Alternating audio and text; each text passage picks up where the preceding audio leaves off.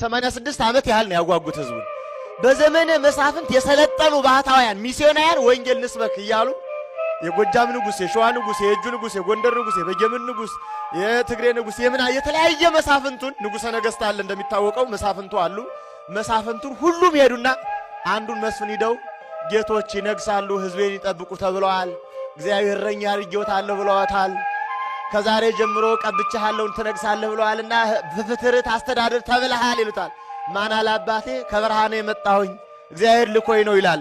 ምክንያቱም ምን ያለ ጸጉሩ እንትን ያለ በቃ አረጋዊ የመሰለ ነው የመጣው፣ አክተር ነው የመጣው። እንግዲህ ምነግስ ከሆነ ጦር ሳላደራጅ እንዴት ይሆናልና ማደራጅ ጀምራል። ይሄ ደግሞ ሁሉም መሳፍንት ነው ትንቢቱ የተነገረው። ያም በልቡ አርጎ ባህታው የነገረውን ምነግስ መስሎት ሁሉም ማደራጅ ጀመሩ። የሚዋጉበት እንዳደራጁ ደግሞ የነሱን ቆንስላ ደግሞ ሄደና የእንተና የጣሊያን ምናምን ንጉስ እኮ ይወድሃል መሳሪያ ያለው ለምን ወስዳ ትጓገማል? ባህታዊ ነግሮኛል። ምናልባት ይህ መልእክቱ ይሄ ቢሆንስ አገኘሆን ይልና እንዴት በምን ልለውጥ ይህን ያህል መጽሐፍ ብታመጣ ይህን ያህል እያለ በብራና መጽሐፍ እየተለወጡ ጥቂት ሊቆመ ጠብቀኝ መሳሪያቸው እየተቀበሉ መጽሐፎችን አሾለኳቸው።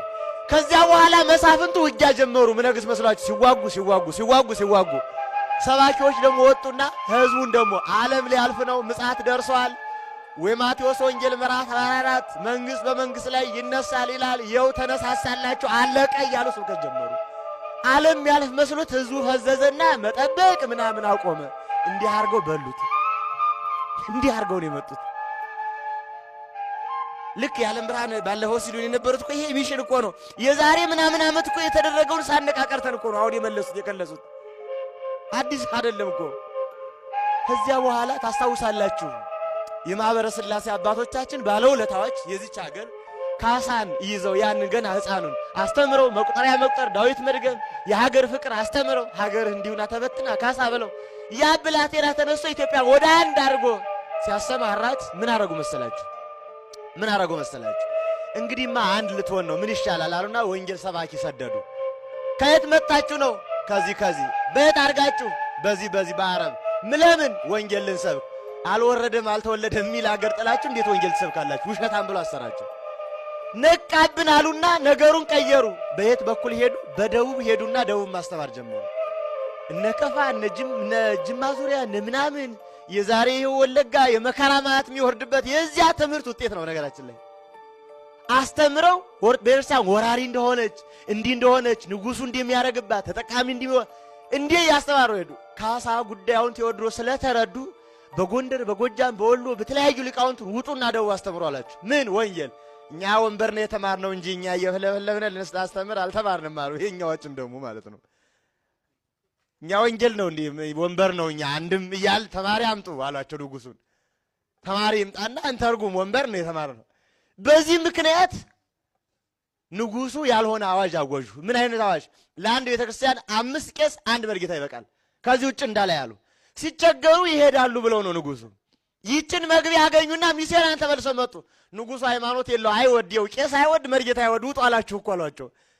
ካህናት ተበቀሉት፣ ጣሉት። እንዲህ አድርገው እኮ ነው ሲሰሩ ይኖሩት። ስንቱን ሴራ ተናገረ ነው።